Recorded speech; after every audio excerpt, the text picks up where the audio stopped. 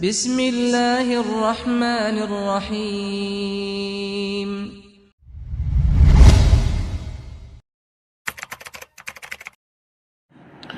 Bismillahirrahmanirrahim. Assalamualaikum warahmatullahi wabarakatuh.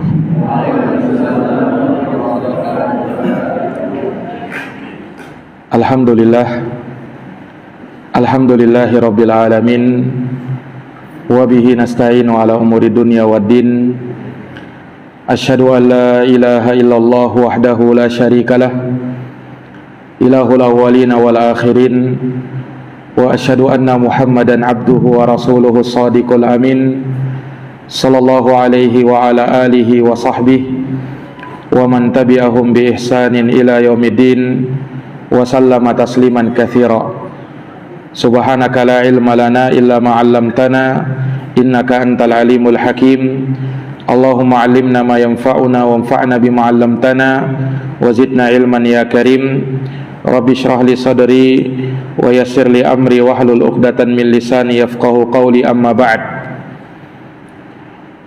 Ma'asyaral muslimin wal muslimat, hadirin wal hadirat, jamaah pengajian yang dirahmati dan dimuliakan oleh Allah. Alhamdulillahi bi ni'matihi tatimmu shalihat. Segala puji hanya bagi Allah yang dengan nikmat-nikmatnya tertunai segala amal-amal kebajikan. Salawat dan salam semoga tercurahkan selalu kepada junjungan kita, Nabi yang mulia, Nabi agung, Nabi besar Muhammad bin Abdullah sallallahu alaihi wasallam, kepada keluarganya, para sahabatnya, dan mereka yang senantiasa meniti jalannya sampai hari kiamat. Ma'asyaral muslimin wal muslimat, Bapak Ibu yang dirahmati oleh Allah, kita lanjutkan kembali pembahasan dari kitab Al-Arba'in An-Nawawiyah karya Al-Imam Abu Zakaria Yahya bin Sharaf An-Nawawi rahimahullahu ta'ala. Kita masih dalam Al-Hadithul Khamis wa thalathun, hadis nomor 35, diterima dari sahabat Abu Hurairah radhiyallahu taala anhu bahwa Rasulullah sallallahu alaihi wasallam bersabda, la tahasadu, janganlah kalian saling hasad, wala tanajashu, janganlah kalian melakukan an-najash, suatu bentuk penipuan dalam muamalah, wala tabaghadu, dan janganlah kalian saling membenci, wala tadabaru, dan jangan pula kalian saling membelakangi. Telah kita jelaskan makna-makna dari hadis ini, di mana dari perkara yang bisa meretak hubungan persaudaraan di antara sesama muslim adalah perkara-perkara ini: saling hasad, demikian pula saling menipu, saling membenci, dan yang terakhir kita bahas saling memboikot, saling membelakangi, saling mendiamkan antara satu dengan yang lainnya. Yang mana ini dari perkara yang diingatkan oleh Nabi kita Muhammad sallallahu alaihi wasallam untuk tidak boleh memboikot saudaranya sesama muslim. Tidak boleh mendiamkan saudaranya sesama muslim, tidak mau mengajaknya bicara, tidak mau menyalaminya atau tidak mau menjawab salamnya, tidak mau berbicara dengannya lagi. Nah, Rasulullah sallallahu alaihi wasallam hanya memberi keringanan kalau ada sesuatu terjadi antara kita dengan saudara kita, hanya 3 hari saja. Lebih daripada itu tidak boleh hukumnya. Ya, disebutkan di dalam hadis riwayat Bukhari dan Muslim, kata Nabi, la yahillu limri'im muslimin ayyahjura akhahu fawqa thalathin yaltaqiyani fayasuddu hada wa yasuddu hada wa khairuhuma alladhi yabda'u salam. Kata Nabi sallallahu alaihi wasallam, tidak halal bagi seorang muslim untuk memboikot saudaranya muslim yang lain lebih dari 3 hari. Kata Nabi, tidak halal bagi seorang muslim untuk memboikot saudaranya lebih dari 3 hari. Yaltaqiyani, keduanya saling bertemu. Fayasuddu hada wa yasuddu hada. Yang satu menoleh ke tempat yang lain, yang satunya lagi menoleh ke tempat yang lain. Artinya mereka tidak saling tegur sapa, mereka tidak saling menyalami satu sama lain, tidak saling tegur, bahkan saling menjauhi, saling memboikot, dan tidak peduli dengan saudaranya yang lain. Tidak halal, kata Nabi, orang yang melakukan perbuatan ini. Wa khairuhuma alladhi yabda'u bisalam. Dan yang terbaik dari keduanya adalah yang pertama memulai salam. Yang terbaik dari keduanya adalah yang pertama memulai salam. Hadits ini hadits yang sahih, diriwayatkan oleh Bukhari dan Muslim. Jadi berdasarkan hadits ini, Nabi SAW melarang kita memboikot saudara muslim. Iya. Dan kalaupun harus misalnya terjadi sesuatu antara kita dengan saudara kita, ya terkadang mungkin ada perkara yang membuat kita jengkel, membuat kita marah, membuat kita tersinggung, ya, maka Nabi hanya memberikan keringanan 3 hari saja, maksimalnya 3 hari. Ya, kenapa diberikan keringanan 3 hari? Ya karena memang tabiat dasar manusia itu sangat sulit memaafkan. Ya, itu tabiat dasar manusia. Ketika ada orang yang menyakitinya, ada orang yang menyinggung perasaannya, dia cenderung tidak memaafkan. Maka kalaupun harus kau boikot saudaramu, kau diamkan saudaramu, maka 3 hari saja batas maksimalnya. Tidak boleh lebih dari 3 hari. Kalau sudah lebih dari 3 hari, maka kau harus mengalahkan egomu. Kau harus menurunkan dirimu. Kemudian kau harus mengalahkan hawa nafsumu. Naam, sekalipun di dalam hati masih ada perasaan jengkel, masih ada perasaan tidak senang. Naam, tetapi hal tersebut hanyalah dari syaitan yang membuat dia yang membuat dia semakin jauh dari saudaranya. Makanya Nabi menyebutkan bahwa yang terbaik dari mereka yang berselisih adalah yang pertama memulai salam. Yang pertama memulai salam. Bagaimana kalau yang disalami tidak mau menjawab salam? Nah, itu urusan dia dengan Allah Subhanahu wa taala. Yang terpenting kita yang lebih dulu ingin berdamai. Iya, kita yang lebih dulu ingin berdamai. Kenapa? Karena ancaman hadits ini tidak halal, kata Nabi. Seorang muslim memboikot saudaranya lebih dari 3 hari. Bahkan dalam riwayat Imam Abu Dawud, kata Nabi SAW, "Faman hajara akhahu fawqa 3 famata dakhalan nar." Barang siapa yang dia boikot saudaranya lebih dari 3 hari, lalu dia meninggal, maka dia masuk neraka, kata Nabi. Hadis riwayat Imam Abu Dawud. Nah, ini para hadirin yang dirahmati dan dimuliakan oleh Allah. Nah, bagaimana kalau dia sudah boikot saudaranya selama sebulan atau bahkan bertahun-tahun? Rasulullah juga pernah mengingatkan, man hajara akhahu sanatan fahuwa kasabki damih. Barang siapa yang memboikot saudaranya selama 1 tahun, maka dia seperti membunuh saudaranya tersebut, seperti menumpahkan darah saudaranya tersebut. Nah, ini tidak main-main. Ya. Kenapa jamaah sekalian? Ya karena seorang muslim adalah saudara bagi muslim yang lainnya. Tidak selayaknya mereka bermusuhan. Tidak sepantasnya mereka mendiamkan satu sama lain. Hendaknya mereka menebarkan salam, hendaknya mereka merangkul satu sama lain, kemudian memaafkan satu sama lain, melupakan segala hal-hal yang membuat mereka ribut antara satu dengan yang lainnya. Jalin persaudaraan, jalin ikatan persaudaraan. Niscaya hal tersebut akan lebih bermanfaat bagi kita, bagi kehidupan kita, baik di dunia maupun nanti di akhirat. Tidak ada manfaatnya dan tidak ada gunanya kita saling membenci, saling memusuhi, saling mendendam satu sama lain. Tidak ada manfaatnya. Hanya akan menyusahkan diri kita, hanya akan menyakitkan perasaan kita, hanya membuat perasaan kita tidak enak, dan itu akan terus berlarut-larut bahkan sampai ketika kita meninggal dunia. Wal iyadu billah. Nah, ini para hadirin yang dirahmati dan dimuliakan oleh Allah. Makanya pernah disebutkan suatu cerita.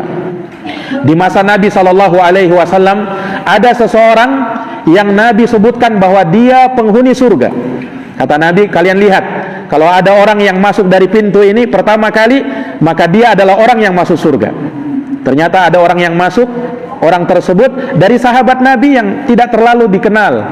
Nah, dan Nabi mengatakan dia masuk surga. Hari esoknya Nabi berkata begitu lagi.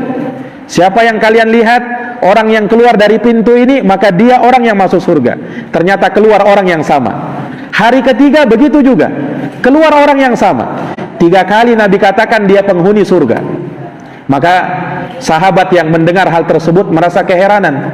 Apa amalan orang ini kira-kira yang membuat dia dikatakan oleh Nabi menjadi penghuni surga? Maka akhirnya ada salah seorang sahabat membuntuti dia, kemudian berpura-pura bertamu di rumahnya. Karena sahabat ini ingin melihat kira-kira apa gerangan amalan yang dia lakukan sampai Nabi menyebutkan bahwa dia penghuni surga sebanyak 3 kali. Ini tidak main-main. Rekomendasi dari Nabi Sallallahu Alaihi Wasallam. Akhirnya sahabat ini bermalam di rumah orang tersebut. Ia lihat ya dari ibadahnya, dari sholat malamnya, ya seakan biasa saja. Dia sholat malam, sahabat yang lain juga sholat malam. Dia berpuasa di siang hari, sahabat yang lain juga berpuasa di siang hari. Kira-kira apa keistimewaan sahabat ini? Akhirnya selama 3 hari dia sudah bertamu di rumahnya, ia pun tidak tahan. Sahabat ini bertanya, wahai saudaraku, ya, sungguh tidaklah aku ke tempatmu, bertamu di rumahmu, kecuali karena ingin melihat ibadahmu. Karena sungguh Nabi SAW menyebutkan kamu termasuk dari penghuni surga sampai 3 kali. Kira-kira wahai saudaraku, apa amalan yang telah kau kerjakan sampai Nabi menyebutkan seperti itu?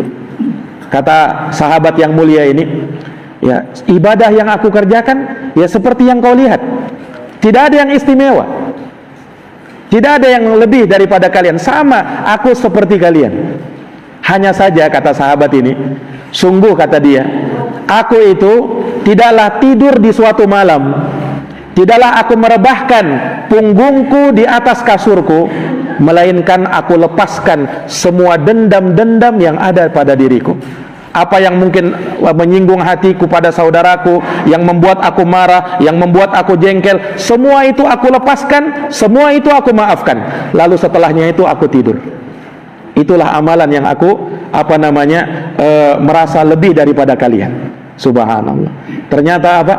Orang ini ketika dia tidur, membaringkan punggungnya di kasurnya, semua apa-apa yang membuat dia marah, membuat dia jengkel, benci, rasa dendam, dia lepaskan semuanya dan dia maafkan. Kemudian setelah itu dia tidur. Inilah yang membuat Rasulullah Sallallahu Alaihi Wasallam menyebutkan sahabat ini penghuni surga. Subhanallah. Nah, ini para hadirin yang dirahmati dan dimuliakan oleh Allah. Betapa utamanya orang-orang yang dia ya menjalin persaudaraan sesama muslim dan dia melepaskan segala hal-hal yang bisa membuat retak hubungan persaudaraan di antara mereka. Terkadang sebagian orang hanya masalah-masalah yang kecil, hanya masalah-masalah yang remeh-temeh, kemudian terjadi perseteruan di antara mereka, kemudian saling memboikot sesama mereka. Nah, yang mana hal tersebut mereka berlangsung permusuhan, saling mendiamkan selama berlama-lama. Nah, berbulan-bulan. Bahkan nanti baru mau sadar, baru mau saling memaafkan kalau tiba hari Id. Berarti dia 1 tahun simpan rasa jengkel, rasa marahnya itu. Baru saling memaafkan pada hari Id. Nanti setelah Id ribut lagi. Ya. Seperti itu keadaan sebagian orang. Waliyadzubillah. Bahkan tidak jarang terjadi antara sesama kerabatnya sendiri, sesama keluarganya sendiri, sesama saudaranya sendiri. Nah, seperti itu dan terus seperti itu. Ya, kenapa? Karena sebagian orang terkadang lebih memelihara egonya. Nah, lebih memelihara egonya, hawa nafsunya. Masa saya yang minta maaf duluan? Saya yang lebih tua, saya yang lebih berilmu. Akhirnya ya masing-masing menendam perasaan seperti itu, tidak ada saling dan usaha saling memaafkan di antara mereka. Ini para hadirin yang dirahmati dan dimuliakan oleh Allah. Tidak halal, kata Nabi, seorang muslim memboikot saudaranya lebih dari 3 hari. Maksimalnya hanya 3 hari. Lebih daripada itu tidak boleh. Ini antara sesama teman, apalagi sesama keluarga. Ini para hadirin yang dirahmati dan dimuliakan oleh Allah Subhanahu wa taala. Maka hendaknya seorang muslim memperhatikan yang seperti ini. Wala tadabaru, kata Nabi, jangan kalian saling memboikot, jangan kalian saling memusuhi, jangan kalian saling mendiamkan, jangan kalian saling memutus tali silaturahim, tidak mau berbicara, tidak mau bertegur sapa, tidak mau saling salam menyalami. Naam, karena dia lebih memelihara apa yang dia inginkan dari hawa nafsunya, wal iyadu billah. Para hadirin yang dirahmati dan dimuliakan oleh Allah Subhanahu wa taala, maka Rasulullah sallallahu alaihi wasallam mengingatkan perkara ini. Wala tadabaru, janganlah kalian saling memboikot satu sama lain. Janganlah kalian saling memboikot satu sama lain. Nah, demikian pula ya, bermusuh-musuhan hanya gara-gara beda pendapat satu sama lain. Ya, yang satu pendapatnya begini misalnya dalam masalah fikih, yang satu pendapatnya begini, akhirnya ribut di antara mereka, bahkan saling memboikot di antara mereka dalam permasalahan-permasalahan yang tidak selayaknya untuk diributkan. Hanya karena mungkin beda mazhab, hanya mungkin karena beda ini dan itu, akhirnya saling memusuhi.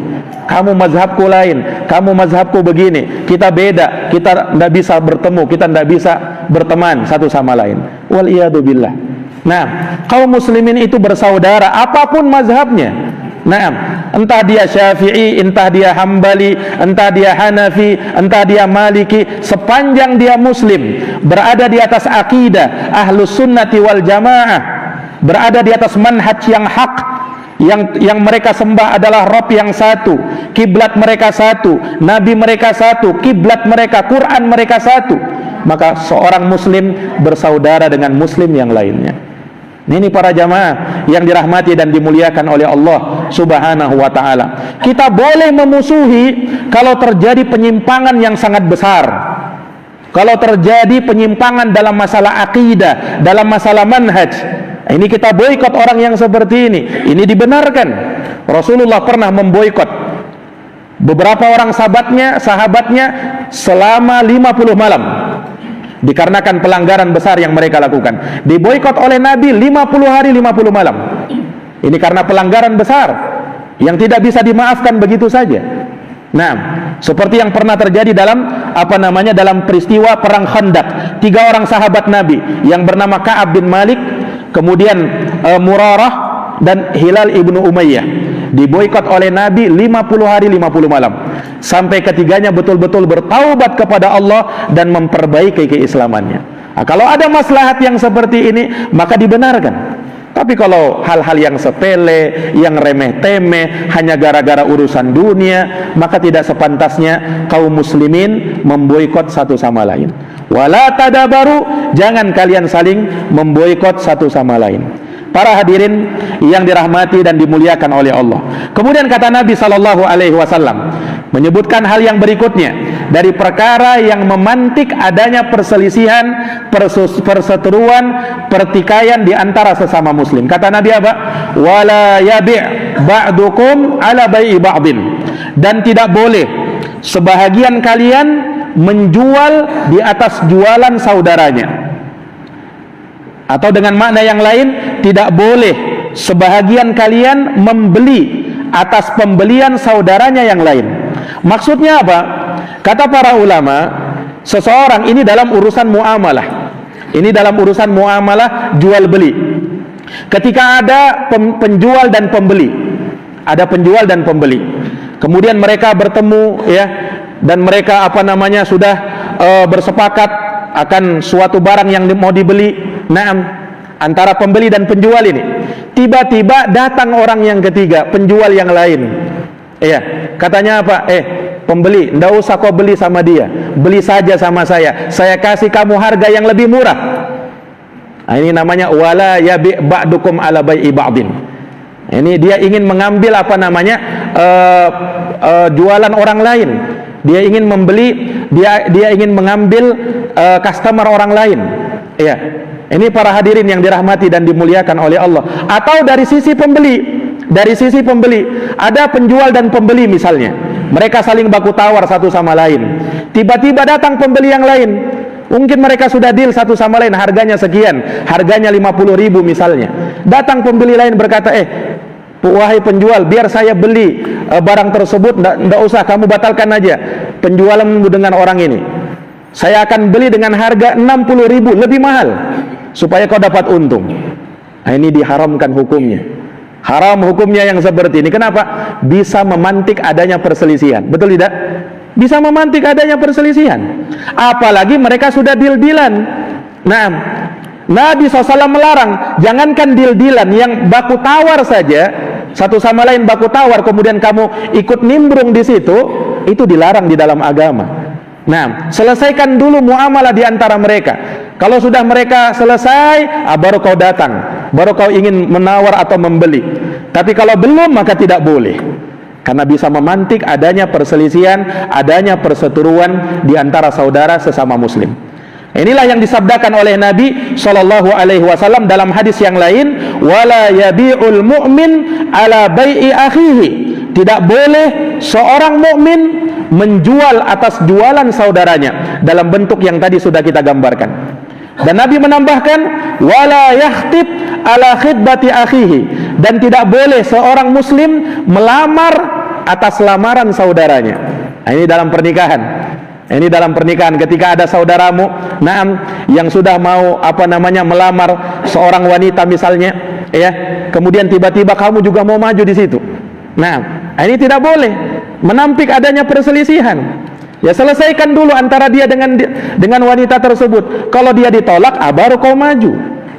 Nah, tapi kalau misalnya saudaramu belum selesai, kemudian kamu juga ikut maju di situ, ini memantik adanya perselisihan, dilarang di dalam agama. Iya. Ini para hadirin yang dirahmati dan dimuliakan oleh Allah. Perhatikan bagaimana Rasulullah Shallallahu Alaihi Wasallam menutup sekecil apapun segala perkara yang bisa menimbulkan perselisihan di antara sesama muslim. Tidak boleh. Iya, karena apa? Sekali lagi, seorang muslim bersaudara sesama muslim yang lainnya. Betapa banyak pertikaian, permusuhan, perselisihan terjadi gara-gara urusan muamalah, gara-gara urusan bersaing antara satu dengan yang lainnya. Nah, terjadi permusuhan. Harusnya mereka saling mendukung satu sama lain, harusnya mereka saling menguatkan satu sama lain. Ya, bukan saling menjatuhkan, bukan saling merendahkan, bukan saling menipu di antara sesama mereka. Ya, yang semua ini adalah akan meretak hubungan persaudaraan sesama muslim. Makanya Nabi melarang, wala yabi ba'dukum ala bai'i ba'din. Tidak boleh sebahagian kalian menjual atas jualan saudaranya. Nah, ini dalam urusan muamalah pun diperhatikan oleh Nabi Sallallahu Alaihi Wasallam. Para hadirin yang dirahmati dan dimuliakan oleh Allah Subhanahu wa taala, setelah Nabi menyebutkan larangan-larangan ini, perhatikan sabda Nabi. Beliau sebutkan larangan-larangan, la tahasadu, jangan saling hasad, wala tanajasu, jangan saling menipu, wala tabaghadu, jangan saling membenci, wala tadabaru, jangan saling memboikot, wala yabi ba'dukum ala bai'i ba'din, dan jangan sebagian kalian menjual atas jualan saudaranya. Seperti gambaran yang tadi kita sebutkan. 5 larangan ini disebutkan oleh Nabi. Kemudian kata Nabi, wa kunu ibadallahi ikhwana. Jadilah kalian hamba-hamba Allah yang bersaudara. Intinya di sini jamaah sekalian. Ya, jadi maksud Nabi melarang kalian saling hasad, melarang saling menipu, melarang saling membenci, melarang saling memboikot, melarang menjual atas jualan saudara, membeli atas belian saudara, menawar atas tawaran saudaranya, melamar atas lamaran saudaranya, dilarang oleh Nabi. Kenapa? Karena yang harusnya kunu ibadallahi ikhwana. Jadilah kalian hamba-hamba Allah yang bersaudara. Inilah hikmah dari larangan Nabi SAW menyebutkan larangan-larangan sebelumnya, supaya kalian jadi hamba Allah yang bersaudara antara satu sama lain.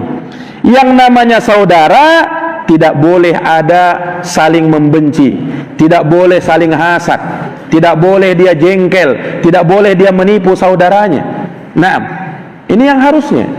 Ya, bagaikan kamu dengan saudaramu, saudara kandungmu, bagaimana? Tentu kau mengasihaninya, tentu kau mendukung dia, tentu kau membela dia, tentu kau tidak hasad sama dia. Begitu pula kamu dengan saudaramu muslim yang lain, sekalipun bukan saudara kandungmu, tapi dia saudara kamu se-Islam, saudara kamu seiman. Harus kita lindungi, harus kita jalin persaudaraan di antara sesama kita. Makanya Allah Subhanahu wa taala tegas menyatakan, innamal mu'minuna ikhwatun fa aslihu baina akhawaykum. Sesungguhnya orang-orang yang beriman itu bersaudara, maka islahlah, berikan islah, perdamaian, damaikan baina akhawaykum, di antara dua saudara kalian yang sedang berselisih. Jangan biarkan mereka berselisih, damaikan di antara mereka. Nah, ini para hadirin yang dirahmati dan dimuliakan oleh Allah Subhanahu wa taala. Maka segala yang bisa menyatukan hati-hati kaum muslimin, membuat bersatu mereka, ini dari perkara yang dituntut di dalam Islam. Dan segala yang bisa membuat lari, segala yang bisa membuat berselisih, membuat bertikai, itu dilarang di dalam agama kita. Itu dilarang di dalam agama kita. Kemudian Nabi SAW lebih menguatkan lagi, al muslim akhul muslim, kata Nabi.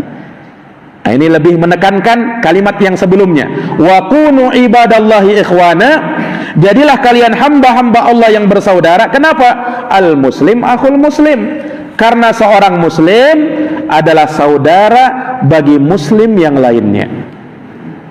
Seorang muslim adalah saudara bagi muslim yang lain. Maksudnya apa?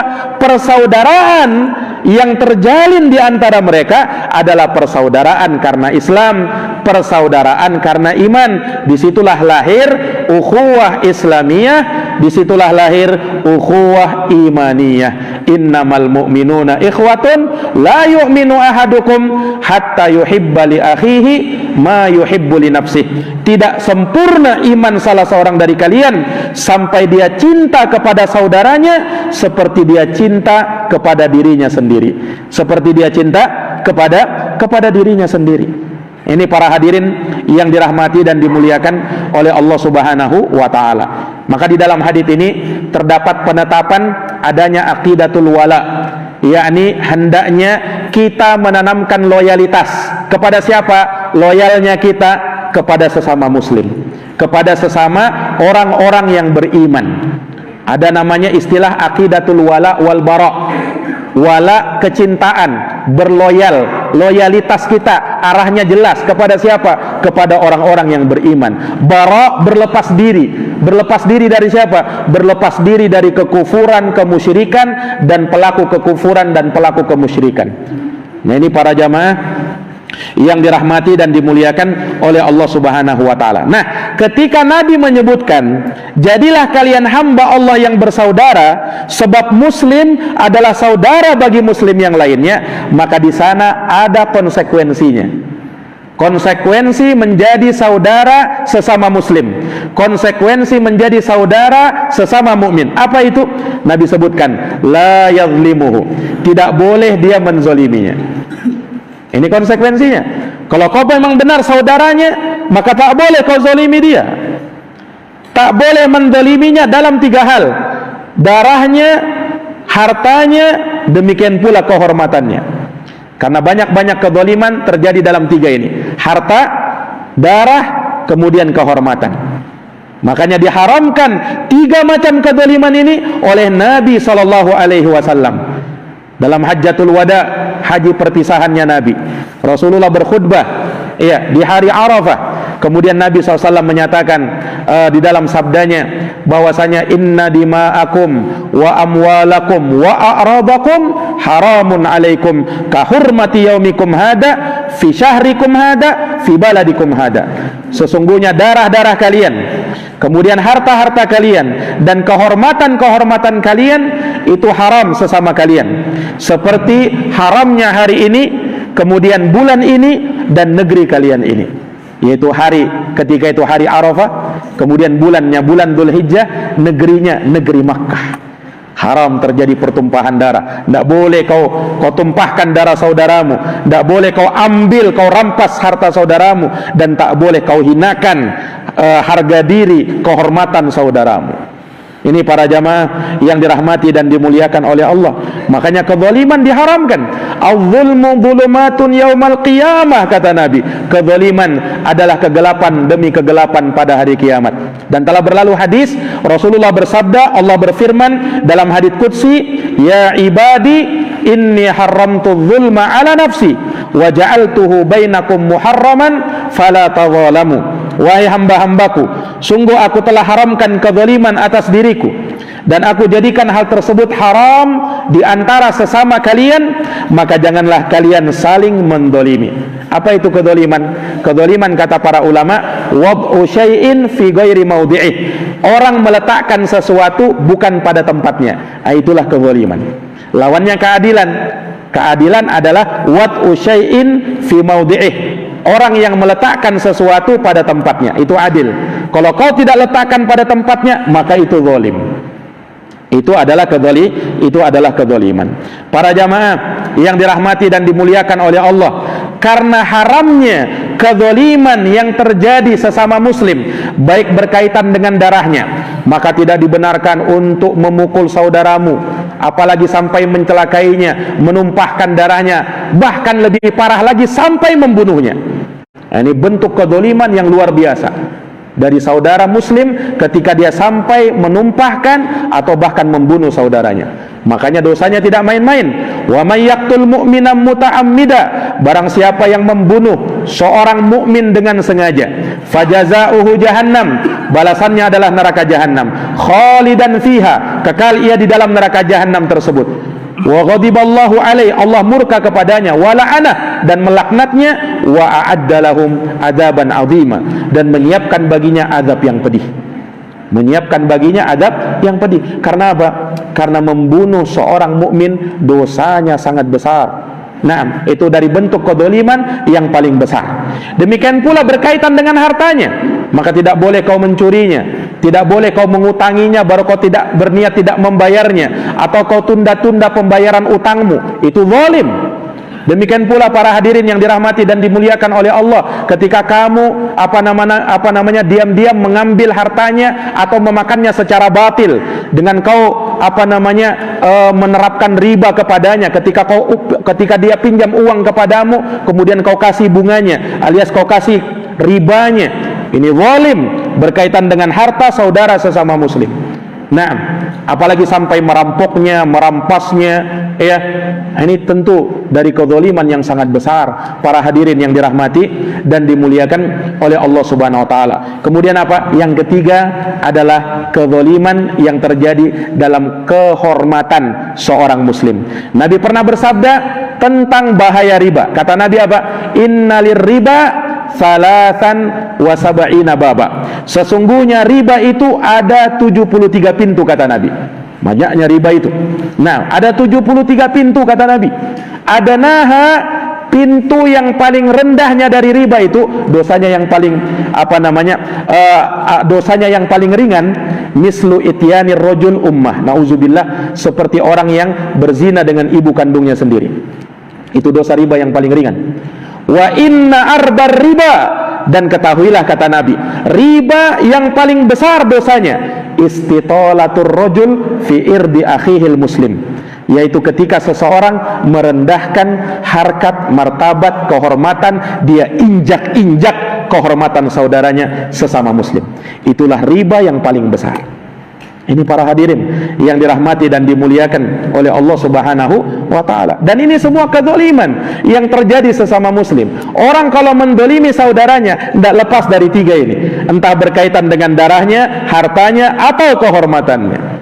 Dan seorang muslim harus berlepas diri. Konsekuensi kau menjadi saudara sesama muslim, tak boleh kau mendoliminya. Kata Nabi, la yadlimuhu, tak boleh dia mendoliminya. Kemudian apa? Wala yakhduluh, tak boleh dia menelantarkannya, membiarkannya. Maksudnya apa? Kau biarkan saudaramu ketika dia butuh pertolongan, kau tak tolong. Ini namanya menelantarkan saudara muslim. Dia butuh bantuanmu, dia butuh pertolonganmu. Kau mampu tolong, tapi kau tidak tolong. Mana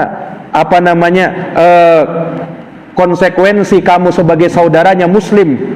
Kau adalah saudaranya, kau muslim juga, dia pun muslim. Maka kau harus bantu dia, kau harus tolong dia. Rasulullah pernah bersabda, unsur akhaka zaliman au mazluma. Tolonglah saudaramu yang berbuat zalim dan yang dizalimi, kata Nabi. Para sahabat heran. Mereka bertanya, ya Rasulullah, kalau yang dizalimi kami bela, kami tolong, kami sudah paham ya Rasul. Memang harus kami bela, memang harus kami tolong. Ya dia dizalimi. Terus bagaimana caranya kami menolong orang yang menzalimi? Apa kami bantu dia berbuat zalim? Bukan, kata Rasul. Tamna'uhu an dzulmih. Kau tolong dia, artinya kau cegah dia dari kezalimannya. Itu caranya menolong orang yang berbuat zalim. Kau cegah dia dari kezalimannya, itulah menolong dia. Ini kata Nabi SAW. Demikian pula para hadirin yang dirahmati oleh Allah, termasuk dalam bentuk membiarkan, menelantarkan saudaramu.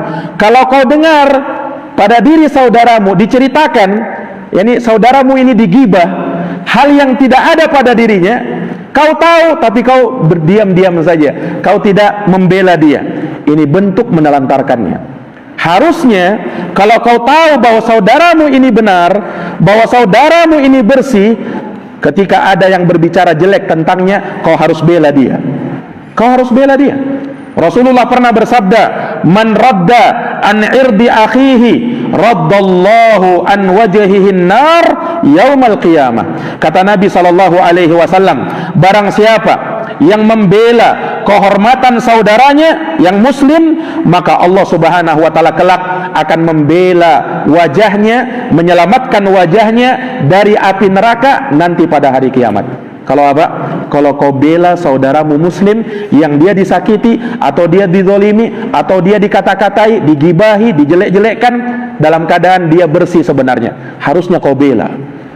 Nah, betapa banyak terkadang orang itu melihat saudaranya dikata-katain, dia justru ikut nimbrung di situ. Dia justru ikut apa? Membenar-benarkannya. Oh, memang itu dia itu.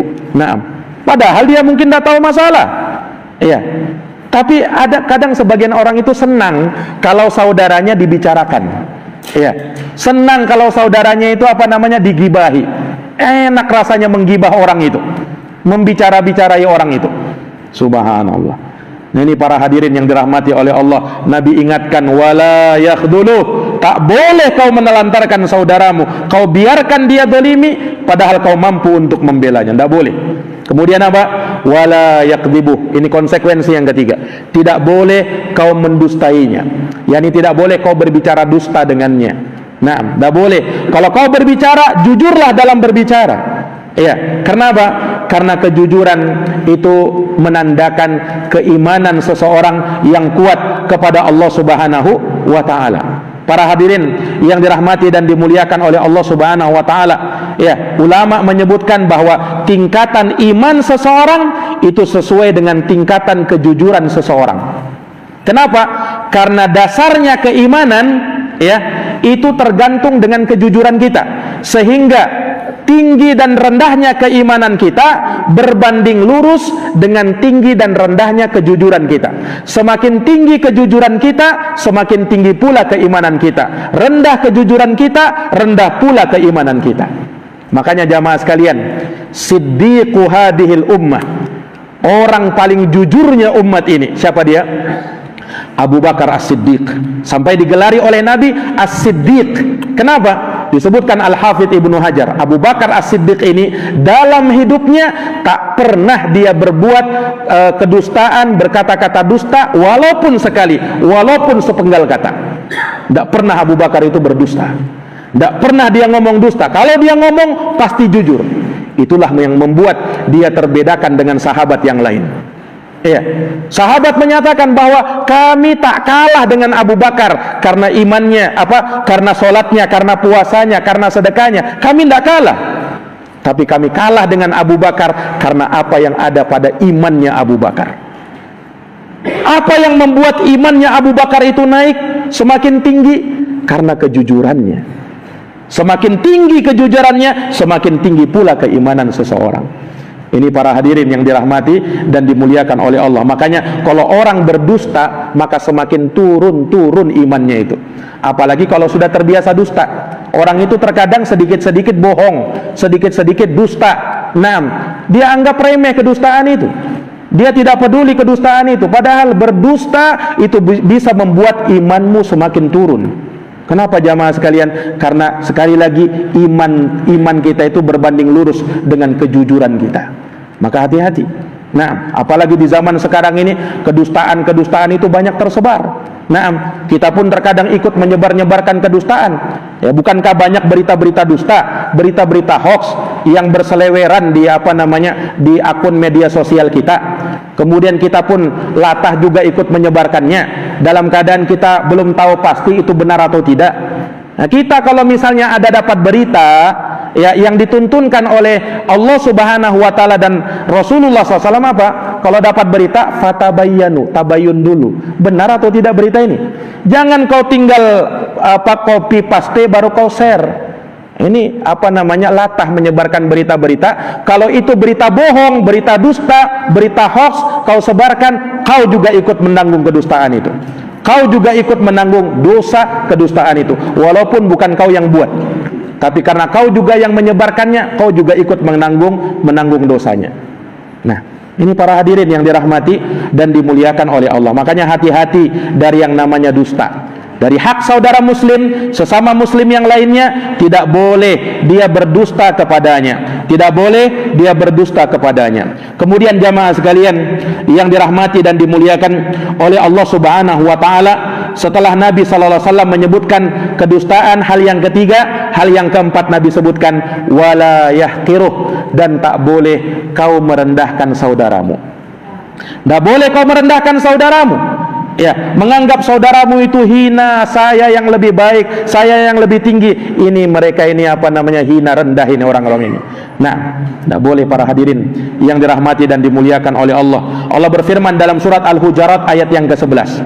Kata Allah Subhanahu wa taala, "Ya ayyuhalladzina amanu," wahai orang-orang yang beriman, "la yashar qaumun min qaumin asa ayyakunu khairan minhum." Kata Allah, janganlah suatu kaum mengolok-olok kaum yang lain, karena bisa jadi kaum yang diolok itu lebih baik daripada kaum yang mengolok. Wala nisaun min nisain asa ayyakunna khairan minhun, dan tidak boleh para wanita mengolok-olok wanita yang lain, sebab boleh jadi wanita yang diolok-olok lebih baik daripada yang mengolok-olok. Wala talmizu anfusakum, dan jangan kalian saling mencela satu sama lain. Wala tanabazu bil alqab, dan jangan kalian memanggil dengan gelar-gelar yang buruk.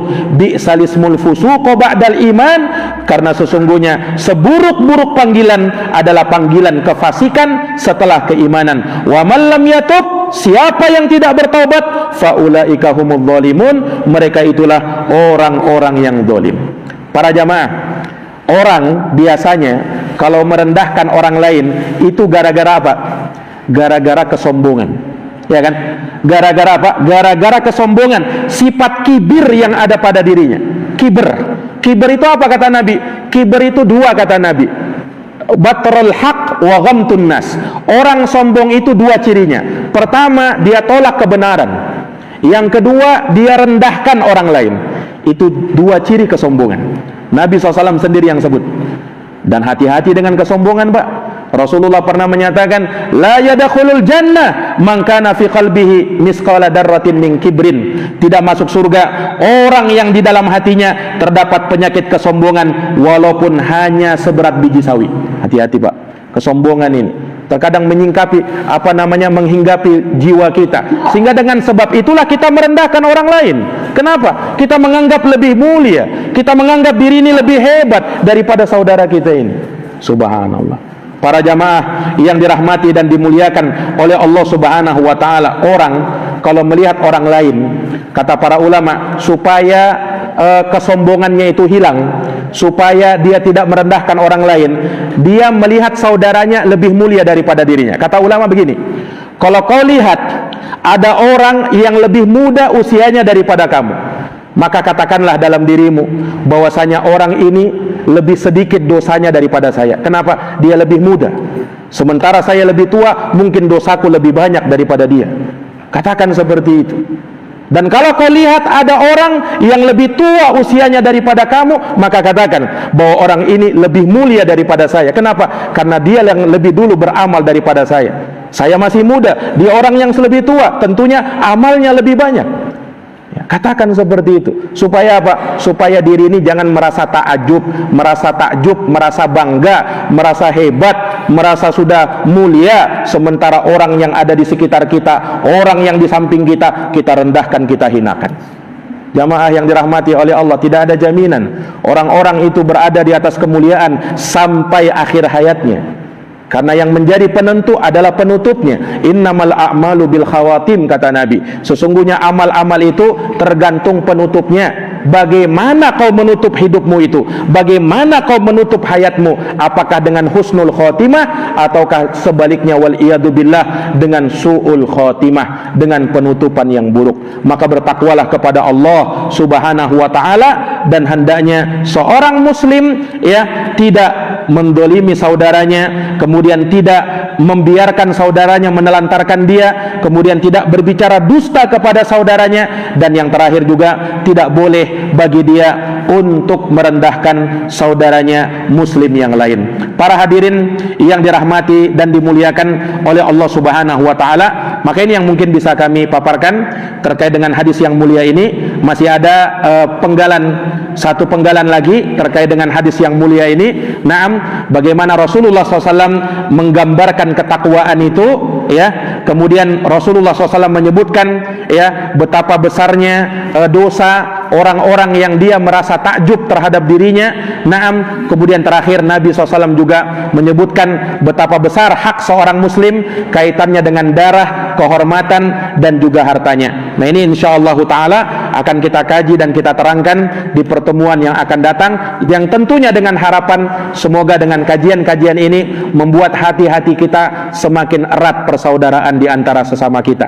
Kemudian hendaknya di antara kita saling memaklumi, saling memaafkan kesalahan-kesalahan saudaranya, sehingga tidak berkunjung lama terkait dengan perselisihan-perselisihan tersebut. Dan semoga Allah subhanahu wa ta'ala memaafkan, mengampuni dosa-dosa kita, baik yang sengaja ataukah tidak sengaja kita lakukan. Jazakumullahu khairan katsiran atas perhatiannya. Mohon maaf atas segala kekurangannya. Kita akhiri dan kita tutup dengan doa kafaratul majlis. Subhanakallahumma wa bihamdika asyhadu an la ilaha illa anta astaghfiruka wa atubu ilaik. Subhana rabbika rabbil izzati amma yasifun wa salamun alal mursalin walhamdulillahi rabbil alamin. Wassalamu alaikum warahmatullahi wabarakatuh.